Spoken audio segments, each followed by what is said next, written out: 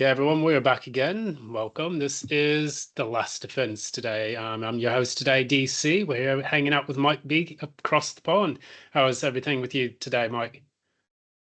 It's going well. I just did a podcast on what's going on in Israel, and I hope we'll get that up soon. And you also did a great one on the national debt in America. So, Oh, yeah, good cheers. stuff coming.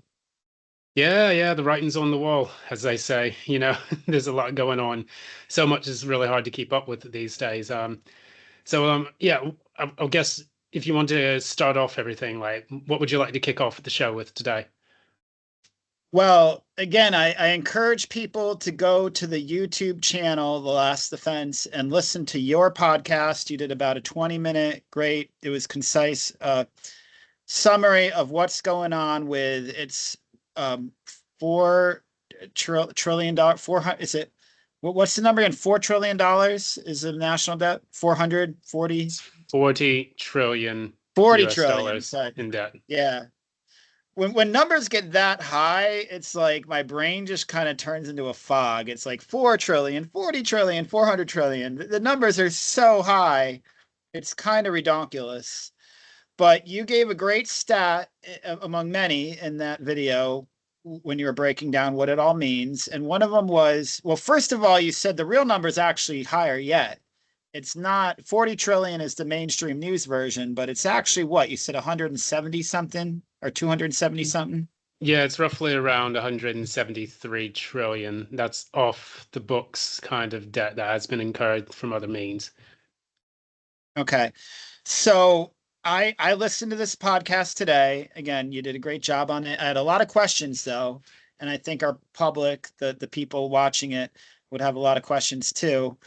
Um, Essentially, that what I want to try to get to the bottom of it all with you today, if I may, is what does this mean for the average American or the world for that matter? Because so much of the world is tied to the U.S. economy and the U.S. dollar. I did a little bit of math in my head and I'm thinking, all right, so you actually brought out this number. You said for the average American household, was it like 200 something $1,000, like something like somewhere around $250,000 per household. Is that correct? Is what this all boils down to? So, from what I remember, the numbers said it was about 117,000 When per individual, and I think it was around 385,000 per household. So that's a per capita right. divvy up, of the debt amongst all the citizens of the US. Yeah. And the reason I wanted to get to those numbers is because when we say 4 trillion or 40 trillion or 170 something trillion dollars, those numbers like just make our brains go, haywire and it's hard to comprehend. But when you bring it down to what does it mean for the average individual or the average household, then we start to be able to picture like what does this actually mean for our quality of life in America and the world. And so I was doing the math in my head. So I'm like, all right, so 300 and something $1 trillion, I mean, not trillion, $1,000 per household. So that's like, what do you think the average household income is in America? I can look it up while we talk about it, but I'm guessing it's like 60 to 70 million. I'm going to see what Google says right now. Average household income So I think it's in the roughly about US. 100,000 per Really? Okay. family, like a mother and father earning an income, or Uh-huh. a couple earning an income Yeah. and bringing in a certain amount of money is probably between 100,000, 150,000 per annum. All right, so we're lower income than in my household. It's okay. I won't give my share all my personal finances on air other than to say that we're at the lower end of those numbers. But in any case, you're right. I'm looking at it. It's over 100,000. I'm seeing Google AI said it's between 120 and about 150,000 per household. So let's go back to that number. So let's estimate up. It's about 400,000 per household. So let's assume let's give we'll round down for income. So let's say it's like 100,000 per household. So that's about 4 years of household income that every family, that every household owes if we, in theory, wanted to pay off the debt. So if you work, what's an average career? How do you think? Like 20 years, probably 20 or 30 years? Well, that's Maybe the that's problem. I mean, so, you know, if you base that on average figures from historical data, like leading up to maybe the 2010s or something like that, when the economy was more stable, let's say pre 2008 subprime mortgage crisis, it would probably be a little bit easier to assess that because you'd have long-term data that you could depend on based on data from the yep, past. right. However, the way it's working out now is that because the economy is so volatile and because people do not have access to long-term stable income, oftentimes what you have is it's like a debt that you'll never be able to pay off. So there's a lot of variables, but I'm just gonna go with the quick Google AI answer because Google's God after all, and we can't question Google. Just being sarcastic, of course. Google AI estimates about 4 decades to 4.5 decades per lifetime of working in your career. So I guess it sounds roughly accurate. About half of your life is spent working, maybe a little more than half. So let's go back to that number then. So about 4 years of household income is required to pay off the debt. And if you're working for 4 decades, so that's about 1/10 of your working life, in theory, if we wanted to pay off this whole debt for a generation, roughly, yeah, 4 decades, about 1/10 of your family's income would have to go to the debt. So that's a lot. That's a big number. I would say it's not I don't want to say not unsustainable. It is unsustainable. It's not as out of this world redonkulous when you put it in this perspective, I think, as when you say $40 trillion or $170 trillion. And that's the reason I wanted to bring up these numbers, like how many years do people work in their lives? How many years of our working lives would have to go to paying off the debt? Because that puts it in a perspective where you can kind of visualize it in your head and say, this is what it would actually take for an American family, for all the American families, if we were to contribute in theory equally or relatively equally, what would it take to get out of this mess? So that was my first question. So it's roughly 1/10 of our working lives for a But generation. yeah, I wanted to Yep. raise a very important issue right now. Yep. With that debt, you have to consider that each year, and including the year that we have now today, the 2026 fiscal year, the US has to pay 1 trillion in that just on the interest that it of the debt it's already got now. So every year they're going to have to pay 1 trillion or more just to pay off the interest of that loan Right. from the Federal Reserve. So Yep. that compounds the situation, exponentially, considering that Right. you have to incur taxes. So Mm. it's one thing when you work and everyone's egalitarian, so everyone earns the same amount of income, and then they can pay that off because they know that that is a specific amount of income they would be able to earn throughout the years. Like after the 40 years, they can pay that off. Well, it's a different story when you have some people earning billions, a few more earning millions, and then you have to divide it up to how much of the population earns below the poverty line, or what percentage of the population earns within a specific bracket, what are they taxed at? And so when you add all those things up, there's only a smaller group of people actually contributing to being able to pay that national sovereign debt off.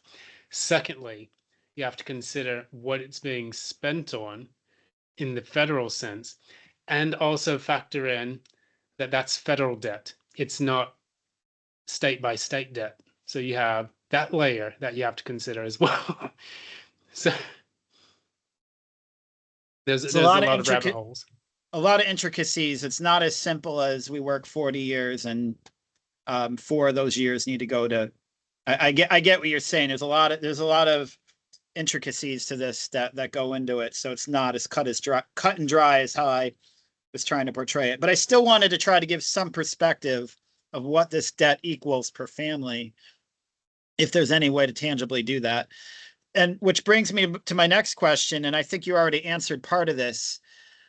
In your podcast, the one that you did by yourself when you were talking about this subject, you mentioned Japan, and you said what's different about Japan's national debt is they actually own the debt, or it's their debt, like the debt is their own country's debt.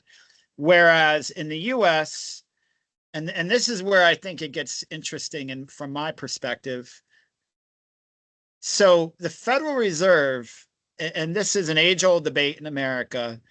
I'm of the opinion, I kind of come from the Ron Paul sort of Tea Party libertarian line of thinking that that's a private bank, is it not? It's not actually federal except by name only. Am I mistaken? Have I been propagandized to believe that? So, Or is there some truth to that? so the way that the debt works in the United States, okay, so if you look at solely the Federal Reserve, it is a bank that has been instituted to lend out to the United States. It is a private bank with a set of shareholders. Some of those shareholders may be from a government, and then there's a certain percentage of it that comes from private shareholders as well. So it's like any board of investors. It's going to have people from all different walks of life or from different echelons of the class society. So um, that's the one thing we have to look at. But in essence, it is a bank that is independent of the United States, which makes it pretty much a private bank. So it's not like you know that when you do your federal student loans or something like that, you're borrowing from the U.S. government. So you can't default on that. You know, you have to pay those loans off. Now, um, in the case of the U.S., imagine they're doing the exact same thing that most people do with their student loans. They just refuse to pay it back and they kick the can down the road, right? So, can you hear me? Sorry. Oh, yep, that's Oh, right. sorry. I Yeah, was yep, just, yep. I thought I lost connection. Um, but yeah, imagine if the US defaults on its loans. So the average person may own like 40,000 in their own student loans. Imagine the US has 40 trillion and it can't pay back its loans. So imagine what a default situation would look like. I don't know, but was one of my next questions. So I guess I'd like to dive into that for a moment. Sorry, Let's your camera is going blindingly white right now. Yeah, I know. I'm just gonna stop sharing my screen for a moment. The sun Okay. came out. That's what it is. So I got two horses now. I don't know why that's been the default picture for my Microsoft account for like 30 years, but No, I thought you had actually like gone up to the pearly gates. I was like, don't go into the light. yeah, basically it was a cloudy day, and it is a cloudy day, but a hole in the clouds just came out. I can barely see actually right now. Um, but essentially, yeah, I'm getting blinded by direct sunlight right now. So I'll keep my camera off for a moment, and if it starts to calm down, I'll come back. Uh, but Okay. I want to really ask. So I want to stick on this Federal Reserve angle for a second, because in my mind, I'm thinking, okay, so the Federal Reserve, it was started by this shady group of bankers. I think of like J.P. Morgan and like the Rockefellers. There was some island. I think it was like Jekyll Island or Governor's Island or something like that. There's this whole conspiracy where like a bunch of the opposition to the Federal Reserve went down with the Titanic. And there's literally entire podcasts dedicated to this conspiracy regarding the sinking of the Titanic and the creation of the Federal Reserve. I won't get into all that. That's a whole other rabbit hole. But in any case, the short of it is there's not a general, there's a general, there's a large sect of the United States that I think rightfully so questions the legitimacy of the Federal Reserve System. And I know over 100 years is a long time to go with a system before you say, wait a second, is this legitimate or not? We probably should have figured that out back from the beginning. But again, secret meetings, Jekyll Island, we could easily spend an entire episode just talking about the creation of the Federal Reserve and how it was, frankly, kind of done in secret and not really, I don't think the American public was really told what we were being signed on to. Um, I don't know that the American public would have agreed to it had they actually known what was being set up, which is probably why the meetings were so secret to begin with. So the question I'm trying to come to formulate here is, do you imagine any scenario where the American public could look at the Federal Reserve System and say, you know what, screw off, you weren't legitimate anyway, we're not going to pay you your damn interest? Or is it's more complicated than that, right? Because the interest is not just owed to the Federal Reserve, it's owed to various investors The only and way that commitments. would be able to work, I mean, yeah, you could start paying your taxes. That's one thing, but then then the government gets called in, and then you have to deal with a martial law situation. The thing is that because the federal government is in essence a kind of corporation, the corporation of Washington, D.C., which means it's not like a corporation in the sense that, it's a bank or it's a business or something like that. When you have the word corporation, and this is something that I kind of wanted to kind of call out when people say, oh, the US is Washington, D.C. is a corporation. Corporation just literally means that it incorporates multiple small neighborhoods or groups of boroughs into a single unitary authority. So, like, there's a corporation of London, where it doesn't mean like it's a privately owned area, but essentially, like the city of London, you could say, is that corporation. It's an incorporation of different parts into a single unitary authority. Now, if needed be, I'll call myself out and go back into it and look at that, just to be absolutely 100% sure. But we do have that same term when it comes to integrating things into a kind of like an autonomous region or an area.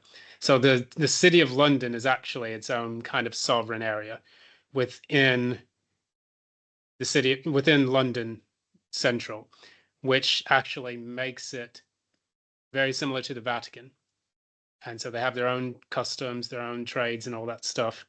And of course, they have specialized in banking. That's where you can find the Bank of England as well. So interesting little fact there.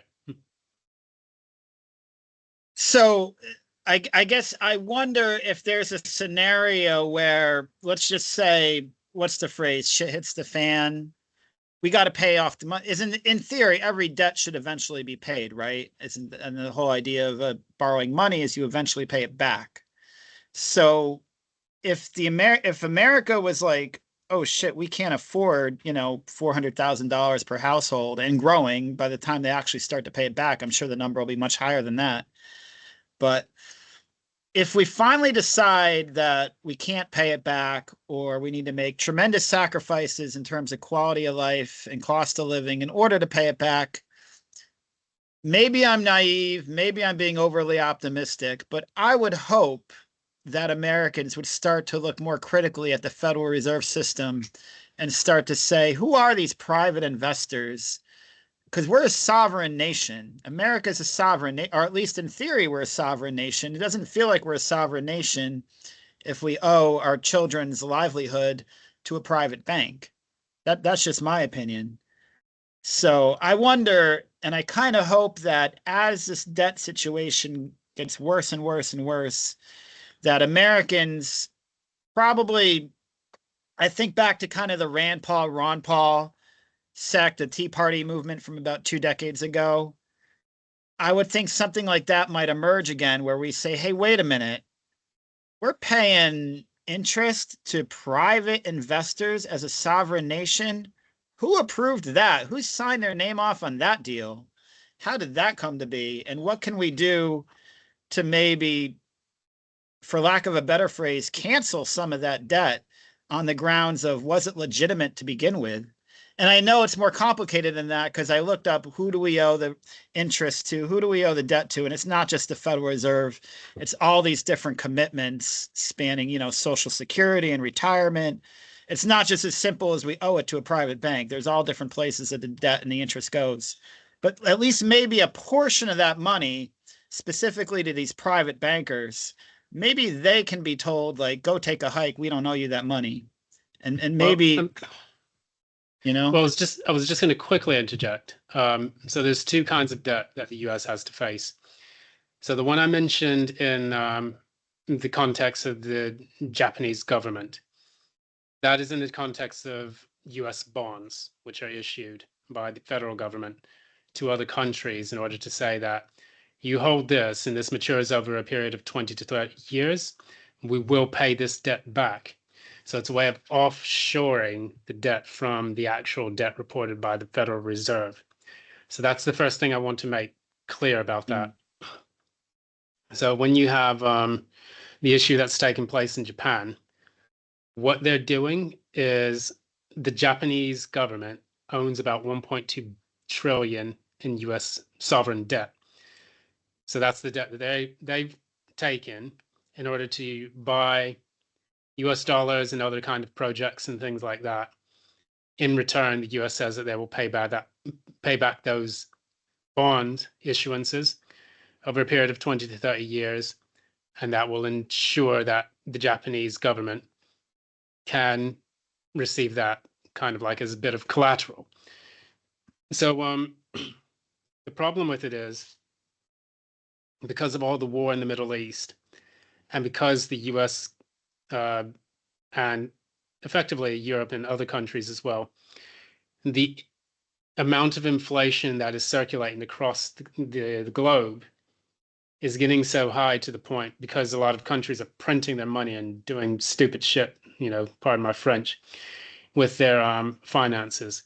It's not so much the Federal Reserve that's the issue. It's the government that is spending its money and what it chooses to prioritize. Because oftentimes I mean, well, I say that as an American as well. Um, the US hit that 40 trillion debt because of the war in Iran. Now, whose decision was that? Now, say, for example, you're a child, you're a teenager. Your dad says, here's a credit card. Make sure you pay this back. Make sure that you spend your money wisely. And what do? You go buy a Ferrari with it and you go over, you bust, and you go bust. And like after that, it's difficult for you to pay that interest back. And you just keep buying and spending more and more and more. It's not really the bank's fault. It's the person who's wielding the credit card. That's the issue. So I guess my last thought on all of this is essentially part of what you just said. It's maybe not the Federal Reserve as much as it is the person holding the credit card. So let's think of it from that perspective now. Dennis Kucinich, former U.S. Senator, Democrat, I interviewed him once, great guy. He said recently in a podcast on Tucker Carlson's show that 80 cents in every US dollar spent out of the US's discretionary budget, federal budget, is for war. The not Department of Defense anymore, it's Department of War. Semantics aside, that's 80 cents in the dollar spent on military rather than healthcare, bridges, paving roads, schools, um, paying off the debt. So I'm thinking, and that's just one example. We could talk about all the fraud. There's a lot of fraud, I think, going on with nonprofits. It was that guy Nick Shirley, is it the guy who's been exposing a lot of fraud in Minnesota? I think there's a lot of fraud going on in California and other states. There's fraud all over the country, I'm sure, especially even here in Vermont. So there's a lot of fraud. It's hard to know what percentage of the federal budget's going to fraud because by the very nature of fraud is that it's hidden. So you need investigators to go find out what that is. And you're only going to get estimates at best on how much of our budget's going to fraud. And I also think there's artificial scarcity in our energy sector. This gets into conspiracies about Nikola Tesla and the technologies of the mid 20th century being suppressed, things like energy that even if it's not free, it's exponentially cheaper than what we're currently paying for energy.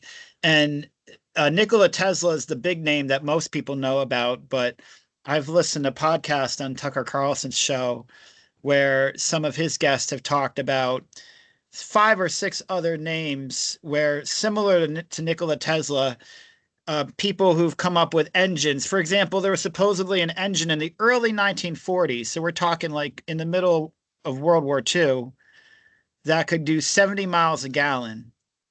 And these technologies were essentially swept under the rug in the interest of protecting people who make lots of money. I don't know. It's everybody's theory. Everybody's probably got their own theory. There were like 4 or 5 other names. I forgot all of them from like the 1950s right up to the year 2000 of it's always the same story. Somebody comes up with like a handheld battery that can create energy out of almost nothing. And they're like about to go public with it. And it's going to be the next big thing that's going to revolutionize the world economy. And then they die of like a random heart attack or food poisoning or something. The technology's never heard of again, except for podcast and Tucker Carlson show and the dark corners of the internet. Well, So I there's some think, interesting stories about that actually. I was going to share one with you just very quickly, a couple of minutes. sure, go ahead. So you know about Standard Oil, right? Sure. Yep. Yep. Yeah, it's Those are like Rockefellers. there's Rockefellers that pretty much owned that. Back in the 30s, streetcars used to be the main form of transport, especially in places like New York, Chicago, San Francisco. San Francisco's still got it to a degree, but generally speaking, Standard Oil basically used its power to monopolize the um, transport industry, which is one of the reasons why we have so, I guess in the States, there are so many motorways where people have to use their cars on like 6, 8 lane, you know, super highways, which is kind of absurd considering the fact that it doesn't actually relieve traffic congestion. But it was to monopolize and to profit off of the use of of petrol or like fuel in the United States. And so that was just one issue of it. The other quick issue was Alexander Graham Bell, which I believe he was the one that invented the light bulb. And he had an incandescent light bulb, which was much less efficient. But because it burnt out and it was planned obsolescence in that tool, in the light bulb, to burn out after a certain amount so that people would buy more light bulbs. That's one of the issues that went against Nikola Tesla on that, just to kind of interject with that. So my point in bringing up suppressed technologies and spending 80 cents in a dollar on war, and I think there's opportunities in the real world economy to dramatically change the budget trajectory of the United States of America to where you could tangibly, without overhauling our quality of life, without having to work 12 hours a day or 10 hours a day, Americans could pay off the debt, this huge debt, 40 trillion, 170 trillion, whatever you want to call it.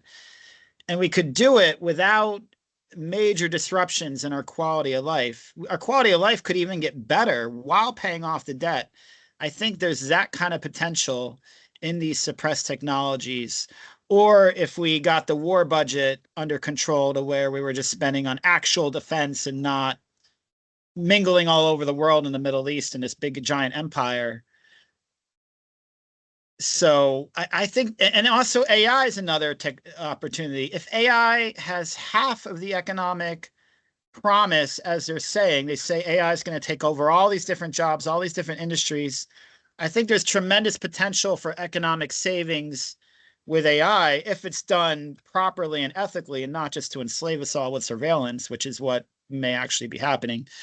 But in an ideal world where AI was actually used for the benefit of humanity, I think there's some tangible opportunity there. So I'm just trying to say, I'm trying to be an optimist in a way. I'm trying to say, look, there are windows of opportunity that exist here and now in the real world where the US economy and economies all over the world, if we stop fighting with each other in these crazy wars, if we stop suppressing technologies that could dramatically bring down our cost of living, if we embraced AI to actually help our quality of lives and need less man hours to do things and whatnot, I think there's real opportunities to bring the economy back to earth and pay off this debt and I get would rid of it.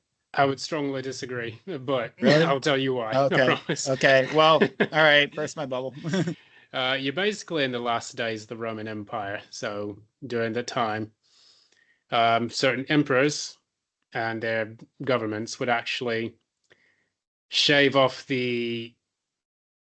shave small amounts of weight off the gold that it would pay its soldiers, but it was worth much less when you put it in a scale and weighed it.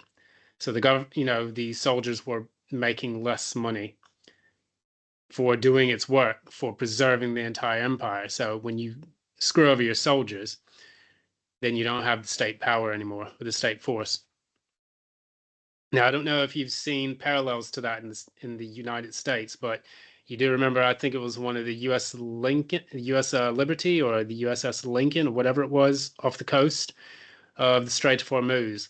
There was actually a mutiny that took place because they'd been out to sea for so long without being able to dock that many of the people just mutinied. Some jumped off of the ship, and it was chaos. So that aircraft carrier that's out at sea right now, that's a direct representation of the American Empire with the Roman Empire. It's getting to a point where even with all the military might that you have, you cannot enforce your will upon other countries because it's crumbling from within the empire itself. And that also leads to the whole fact that the 40 trillion, the reason why it reached 40 trillion was because of the tariffs that Trump was placing on other countries. And additionally, because of the Supreme Court ruling that happened, I think it was August, early August, maybe around August 5th or so, there was a ruling where the Supreme Court said that they had to pay back those tariffs. And this was because they were deemed illegitimate. And so Trump has lost control because now the other branches of government are starting to balance him out. And so he had to pay that money back. They put that on the books, and that's what tipped it over the edge to 40 trillion. So Now, oh, yeah, go ahead. go Well, I ahead. was just going to interject with a quick question here. What do you say to Trump's argument that these are reciprocal tariffs, that we were already being tariffed from the other side, so we're just trying to match their tariffs? Was that a false argument or a misleading argument from their camp? I would say it's a false argument um, because if it was true, the Supreme Court would have probably been a bit more um, understanding of the situation, but apparently they're not. And keep in mind, the Supreme Court is actually controlled by the Republicans, or predominantly Republican. So these are things to keep in mind. Additionally, um, I had an interesting story to share to you about some of the tariff wars that are taking place. If you're interested in that, Oh, sure. Yeah, go ahead. okay, I'll bring this up. I'll share it with the audiences. I'll try to keep it about 10 minutes and read some of the most salient points related to all of this. Okay. So Okay. Yeah. we have here. So, as you know, we are currently, or the United States is currently in a trade war with its closest geographical ally, which is arguably Canada, second largest country in the entire planet. And Mark Carney, who was the former banker, he was the former chairperson of the Bank of England, or the former head of the Bank of England. He is now saying that Canada is at war with the US over the trade tariffs. So this was published in the Financial Times. Yeah, it was yesterday actually.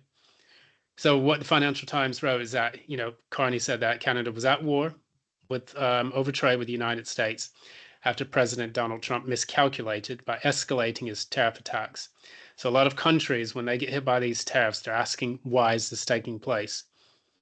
And I did some digging into all of this, so I'll read a little bit from here, and then I'll go to the next thing, and then kind of wrap it up by then. So there was essentially a complete collapse between Canada and the United States. Carney actually suspended trade talks with the United States and suspended trade with the United States to a degree. So the collapse of talks ushers in a new wave of tariffs on 20 billion worth of Canadian exports, on top of existing levels of steel, aluminium, lumber, and vehicles.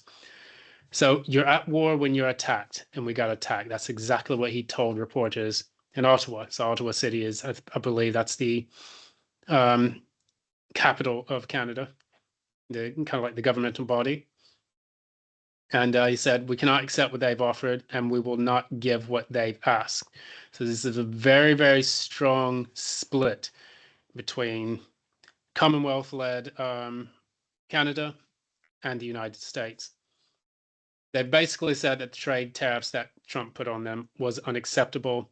And this was after a post Trump had on Truth Social. He said, Canada wants the benefits of being a state without being one. They have also charged our great farmers for many years massive amount of tariffs, but he's not commented on what those tariffs were, to what degree. And this is my problem with Trump. He makes large superlative comments without showing any data that substantiates his claim. And this is where he's appealing to emotion. This is what a lot of people do when they want to get people based on emotion. Oh, we have to feel a certain way. And I'm not really that kind. I'm not saying I'm a robot, but like I'm just a very detached person when it comes to understanding the intention that people have when it comes to what they say and then what they do.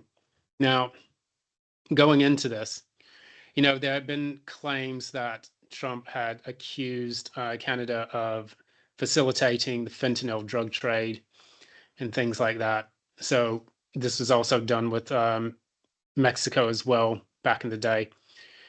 But he's very, very upset in a lot of what has been spoken in this article. So what we can look at quickly, this is the actual balance of trade. So trade deficit, this is running on specifically from July of last year to July of this year, to June of this year. So the trade deficit here, this is our trade deficit with the United States. September, it goes up a little bit to 240 240 million Canadian dollars.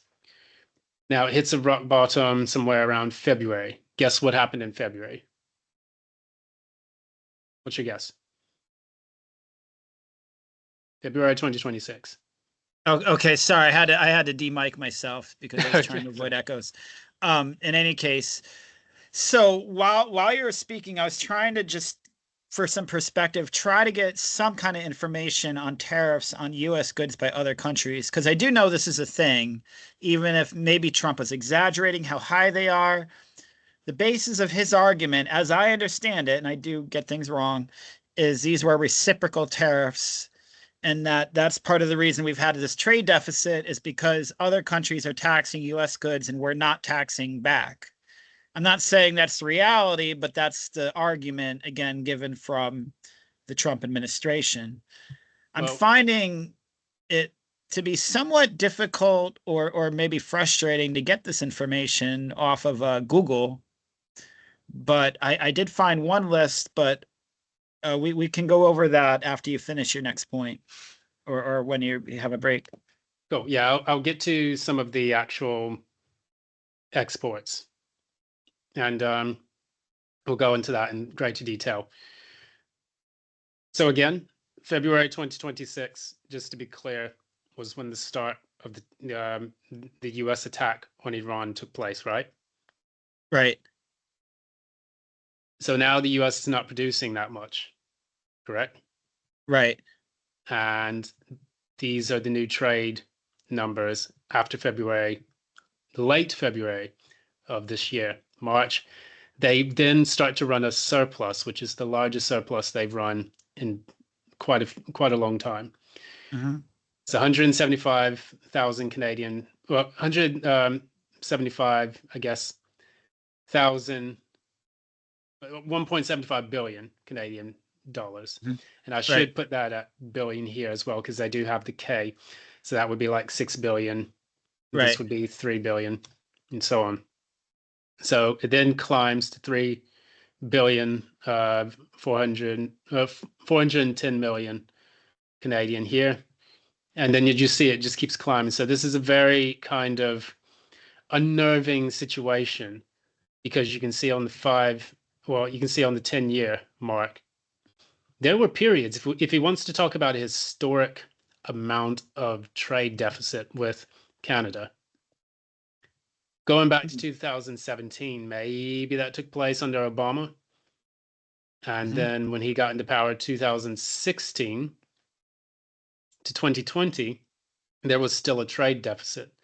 So why was that the case? Then you have the pandemic hit in 2019 or 2020, leading all the way up to 2023. There's a huge trade surplus, and at the highest peak it was May 2022.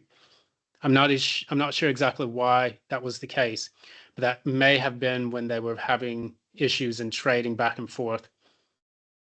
Right. Some problems with let me see. I don't think Transportation. Yeah. could be that. I Going. don't think the Trump administration was in power at this time because remember they No. lost in 2020.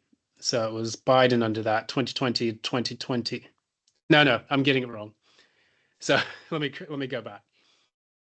2016 to 2020. Mhm. I think Obama was in there. When did Trump come in? He came in He 2020. Was came that in correct? the Or was it election 16? was the end of 2020. They didn't actually switch off until the beginning of 2021. And if I'm looking at this graph, that is when there's a dramatic switch Yeah, from deficit to surplus. So looking at this graph, I would conclude that when Biden came in, it went to surplus. right.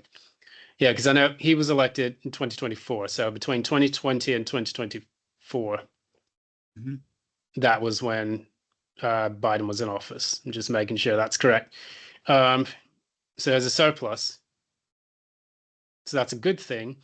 So historically, I wouldn't say that they've had like a massive amount of a trade deficit with the United States. But the fact remains is that when the United States chose to go to war with Iran and is getting essentially its ass handed to them, now Canada runs another surplus. That's a very trying situation as well, because that means that Canada has the upper hand now that they have that surplus. I was going to quickly show you who the highest trade partners, the 10 principal trading partners of Canada is. So you have United States, 50 Yep. billion, 50.3 billion. China is number two. United Kingdom, because it's a member of the Commonwealth, is above China. So these are some of the interesting things you can see here. Japan is the other, right here.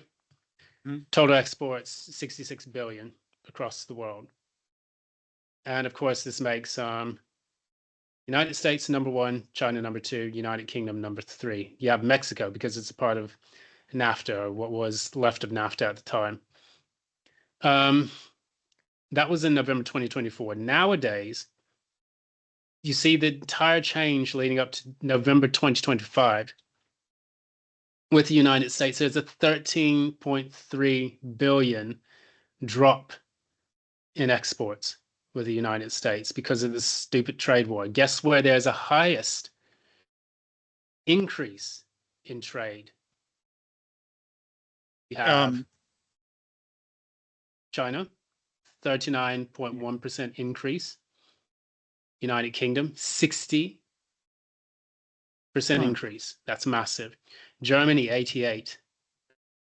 Wait, I think that was United Kingdom 60. Yeah. Okay. I said, yeah, United Kingdom, 60. Right. Germany is 88.4. Right.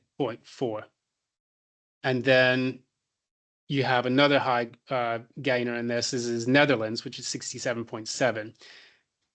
And so you notice that the people that they're actually going to trade with is European and Chinese. Now Mhm. hold that thought as I get to the next part. See if I can move this out of the way. Sorry. Um, there we go. Now, If you note back in January 2026, we had January 16, 2026, Mark Carney forges a new strategic partnership with the People's Republic of China. And this is focusing on energy, agriculture, and trade. So, what they have done at this time, back in January, they decided they were going to increase their trade partnership with China. And what they've done is try to get, you know, President Xi Jinping on board, Zhao Leji, and yeah, Li Keqiang, who is the premier of China. He's kind of like the State Department head. And what they've tried to do is to forge a new partnership based on energy, clean technology, and climate competitiveness. But both of them are going to focus on expanding two-way energy cooperation, reducing emissions, scaling up battery, solar, wind, and energy storage, because China makes most of the world's solar panels. So because they still believe in the Kyoto Protocol and the Paris Agreement, things like that, Canada is going in this direction because it may be able to leverage it. Additionally, here's a huge one. In the manufacturing sector, Canada will allow up to 49,000 Chinese electric vehicles into the Canadian market, with the most favored nation's tariff rate of 6.1%. So they're now going to be taking in Chinese vehicles. I know in the UK here, I don't see any Teslas anymore, or I see very few. I see JQ, I see Chevy, I also see, or Cherry as they call it, and then I also see a lot of BYDs. And there's a specific reason for that. Because of all the trade war stuff that's been going on, more and more people are going to China in that regard to get their supplies because they're cheaper and they're still as efficient as their American competitors. Now, they're also going to do that. In 5 years, more than 50% of the vehicles will be affordable EVs with an import price of less than $35,000. That's huge. Some of the things that I wanted to point out that Carney had a problem with, because this is the point that covers your question. The Prime Minister said that there were these issues with dealing with the United States. There were issues with the level of auto tariffs, which vehicle types would be excluded from a deal, and how much Canadian content could include. So they just want to impose American vehicles on there, but they're not allowing Canadians to manufacture any of the components because, you know, components in a vehicle come from different countries around the world. It's not just a Japanese vehicle. It comes from the Netherlands, it comes from other parts, and so on. The second thing was the last minute addition of restrictions on Canada's ability to strike free trade deals with other countries. So what the United States was trying to do was lock in Canada with the United States and not with its European partners or allies. And it wanted to restrict Canada's ability to do this free trade agreement with China. The other issue that he had a problem with was efforts to restrict protections of the language, the culture, and the sovereignty of the Canadian nation. So there were so many things within the trade deal that Canada had a massive issue with that it walked away from that trade deal. Now, you can kind of imagine how angry that must have made him feel at the time, and what essentially doesn't benefit, you know, Canada for actually doing. So when we talk about these trade tariffs, and the fact that he's imposing these trade tariffs because he wants a deal with these countries, all that Trump is really trying to do is he's trying to essentially prevent these nations from having an autonomy of working with other nations around the world. Canada is just one example of that. And the United Kingdom has had its own issues as well, where the United Kingdom recently started to pivot back to China again under Andy Burnham and under Keir Starmer. So these are things that people should keep in mind when they talk about the way that the world works and the way that people begin to do trade. So that's my little rant right there, but it's something to consider when we talk about trade tariffs. This is a microcosm of the kind of trade deals that Trump is trying to make. He's trying to have total control over a country's sovereignty and over their ability to trade with the countries around them. And that's what I wanted to point out. All right. So I failed to, I mean, I was also trying to focus on what you were saying, but I failed to find what I would consider a sufficient list of the tariffs against the United States of America by other countries. Maybe that would be something to prepare for a show in the future. But I think it'd be interesting to know what the real numbers are, because I think that would put a lot in perspective. But I'll say, as sort of a libertarian leaning individual politically, I like to believe in a free economy and equal footing when it comes to trade, meaning if Japan or China or Germany or the US, whoever makes the most efficient, best car that gives you the best performance per dollar, the world economy, every individual nation should be able to choose what they believe are the best cars, free of considering tariffs from either side, from the US and or the other nations. In my mind, it should be may the best car win, not the most subsidized car or the most tariffed car or the most tariff-free car. It should be the car that performs the best because it was manufactured better than the car in the other country. If that, in other words, like a true free economy where the best product wins, not, irregardless of the politics of Trump or the US or other countries. So I definitely want to try, maybe for a future show, or maybe our readers or listeners rather can post something. What are the tariffs against the US, or have they been exaggerated by the Trump administration in their trying to justify all these tariffs? Because I definitely want it to be fair. If we're being tariffed by other countries, I feel like the US should at least match that, because otherwise that's not fair. But anyway, that's information that just seems to be difficult to come by. Because My stance on, I guess, Trump's approach to tariffs. Now, you know that back when Obama was in power, there was the Trans-Pacific Partnership, right?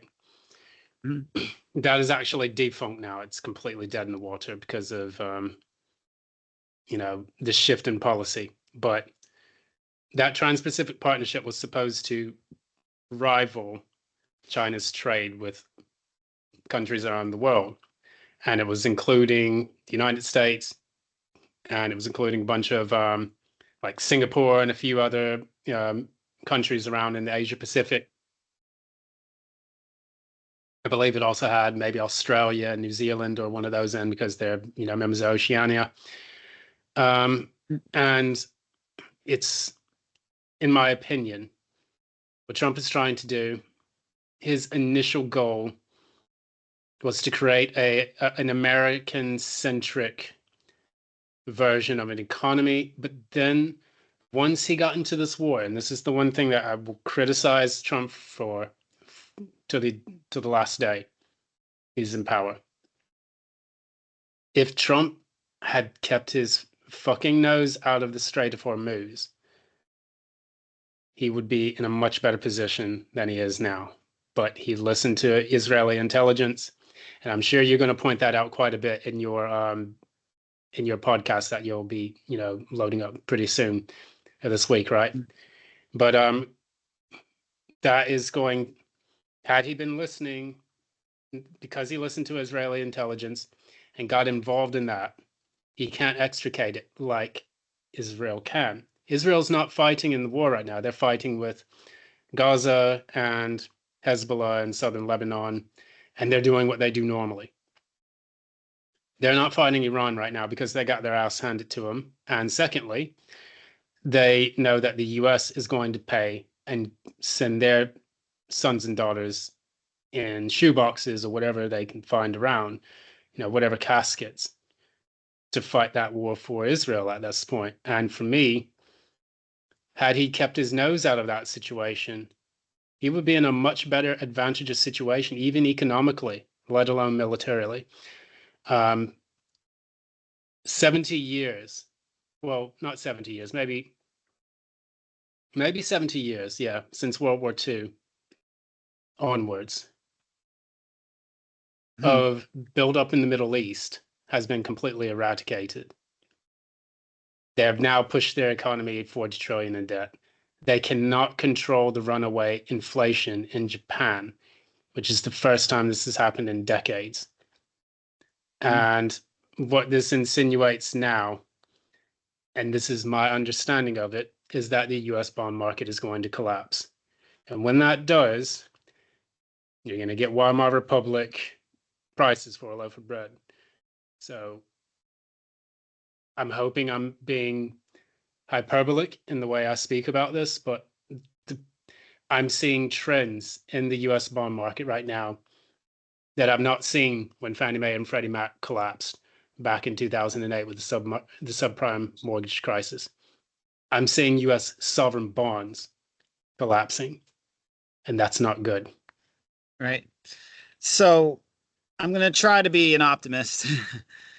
I'm hoping that the American people see all this and they say, I don't want to live in debt. I don't want to be overspending on wars overseas that don't even benefit the country in any tangible way, that we're not even winning. Even if they were for our benefit, we're not winning them anyway. So there's that.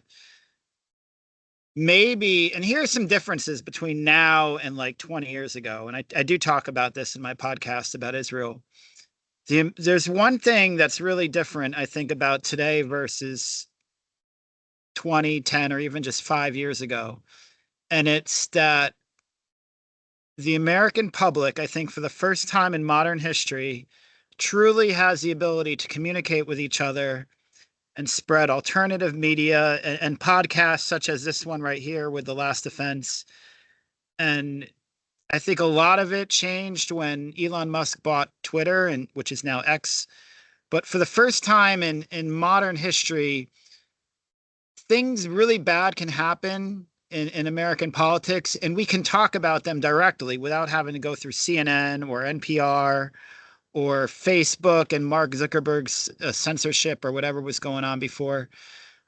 We can actually like talk directly with each other and go to real media sources and be largely uninhibited in accessing those media sources and getting real information. And the reason I think this is so important is, let's just assume the worst and the economy crashes, the bond market crashes, and we have to do this major realignment of the American economy, and the American empire is over. I think that that's almost a given. No matter what happens next, I think the American empire is over. We're not going to be in the Middle East anymore. I think that's all a good thing. I'm glad. I don't see it any. I don't know how that was really benefiting us. I really hope that the U.S. stops backing Israel with all this money. I don't even if Israel were behaving well, which apparently they're not in terms of their actions and uh, with Palestine and whatnot in the Middle East. I don't think that we should be supporting other nations abroad, and I don't think we need this huge military going all over the place. We need a military for defense, but that's it. We don't need a Department of War. So the conclusion of this whole rant that I'm on right now is maybe this can be because we can finally have real social media where we can talk to each other and not be censored all the time. And I know there's definitely still censorship in social media. I'm not saying it doesn't exist, but it's better than it was. And I think X has gotten better. I think that YouTube is better than it used to be. I think that just 5 or 10 years ago, YouTube wouldn't have let this kind of podcast exist, on their platform. They would have just deplatformed us or not allowed us to begin with. I think there's some chance for some political alignment for the better, realignment for the better. And what form or shape that will take, I don't know. Will it be a third party, or will it be like a revival of the MAGA movement, or will it be something different altogether? I don't know. I don't know what shape or form it will take, but clearly, I was listening to the former head of Rasmussen polling. I don't have his name in front of me, but he was on the Alex Jones show the other day, and he was basically talking about how the younger generation, 50 and under, in America and probably much of the world, they're a lot more skeptical. They've lived through 9/11. They've lived through the shutdowns of COVID and all that madness. There's a huge, and I would say very healthy distrust of large institutions and government. And I don't think that the powers that be that are causing all this chaos in the world can get away with it much longer without having to answer to a more awake and more conscious public, not just in America, but around the world. And I think that there's hopefully some opportunity for some political realignment for the better. So I know that's a lot for one rant, but what do you have any thoughts on any of that? Well, yeah, I'm a brutal realist. I can feel optimistic about certain things, but I'm a empiricist. I would even say I'm kind of like a borderline misanthrope, but I don't quote me on that one yet. I have to see how I feel about it. But I would say that um, history repeats itself. I think you remember that old phrase: "History repeats itself." First is tragedy, second is farce, and we've already seen 2008 take place, right? And it was under the same conditions under the subprime mortgage crisis. And we're seeing an even bigger version of that now, which is actually going to dwarf 2008. So I'm only looking at it in terms of numbers and empirical data. 2008 was due based on subprime mortgage crisis. Fannie Mae and Freddie Mac basically collapsed. The government bought them. And then we now see the exodus of 12 of their senior executives, all fired by the Trump administration, and no clear plan in sight as to who's going to replace them. This is very, very unnerving, considering that we saw what happened in 2008. I don't know how many people lost their jobs at that time, but in this particular case, what the US is doing is probably trying to get, the subprime mortgage, well, it's trying to get the mortgage crisis, the issue with interest rates. So you have Warsh, the Fed chair Warsh, who replaced Powell. He was supposed to be seen as a Trump favorite. He gets in, he still doesn't lower the interest rates for borrowing. Why is that so? Because they printed so much money that it's difficult for the United States to actually manage the amount of money it's printing, which is causing the high rates of inflation. I remember when I visited the United States back in 2022, and I was gobsmacked by the fact that I was going to pay 17 fucking US dollars for a burrito. And I was just like, why? I get a burrito here in the UK and it's 6 to 8 quid, maybe 10 if you go into somewhere in Hackney, where all the like little trendy shops are at. But it just didn't compute for me. And so these are some of the things I was thinking about. The same issue is taking place here in the UK. We've got 3 trillion in debt. But I'm just looking at it back to your point. The only way this is going to happen and the only way this is going to correct itself is one of two ways. There's a sufficient level of the population that wakes up and takes action, not just speaks about it, but takes action. Because you have a First Amendment, which is the right to freedom of press, freedom of speech. That is to organize. And then the force is Second Amendment in that sense. So it goes from the potential energy, the words, to the actions. And the actions obviously speak louder than words.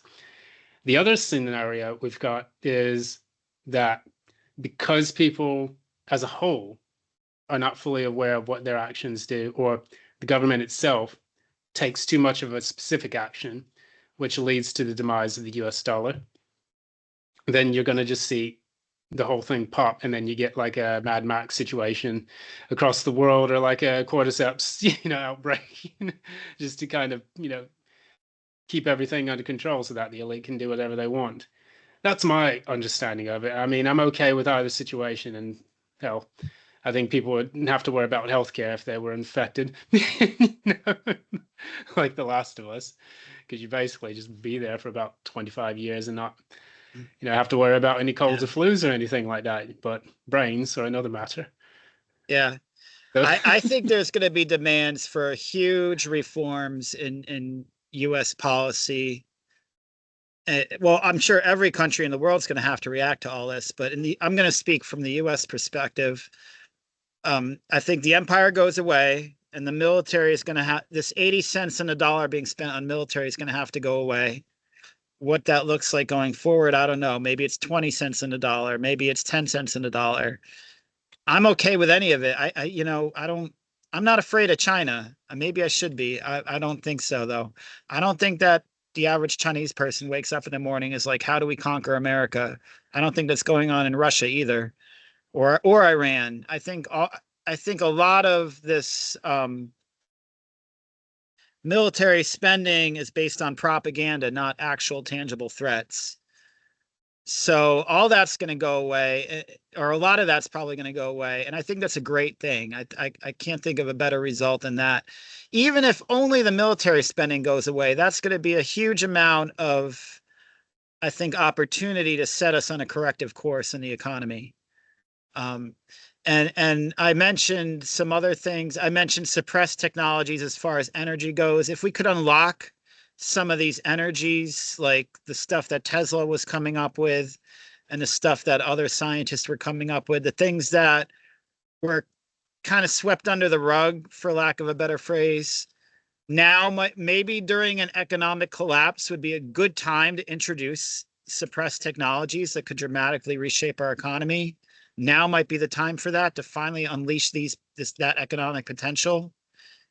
And again, I think of AI. I know there's a lot of potential for things to go badly with AI, but I also think there's real economic potential there if we can have the right people in charge. That's a big if, I get that.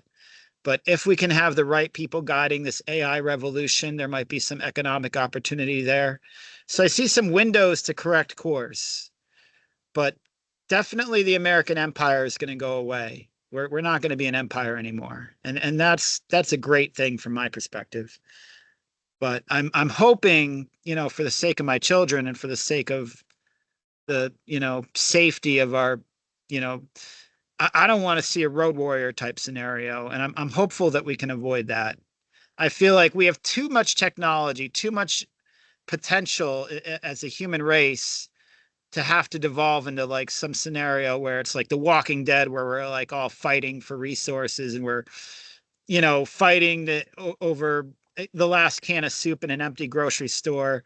I feel like we ought to be able to avoid that. We've got too much technology, too much potential to have to go to that, to resort to that. But maybe I'm wrong. Maybe we are around the corner from a horrible scenario that's like, The Road or The Walking Dead or whatever.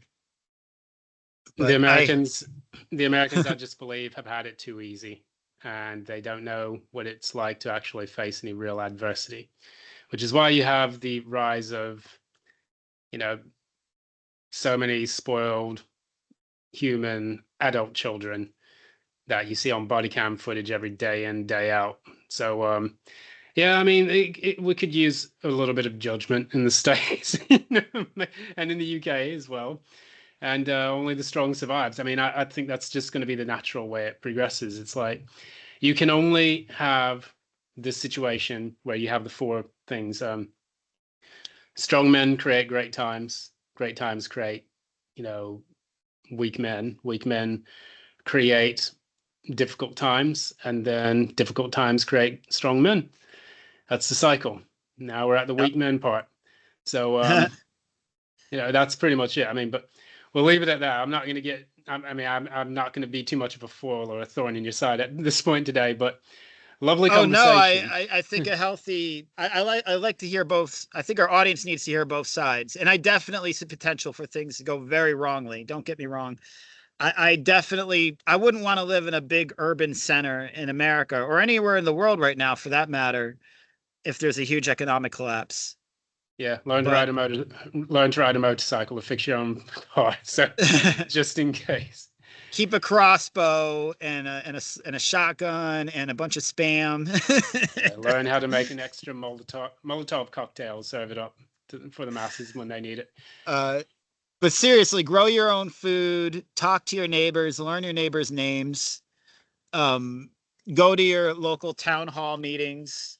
And yeah, I think I think you said it very well when you said this is a time when the weak are gonna suffer and the strong are gonna have to hold tough and make smart decisions.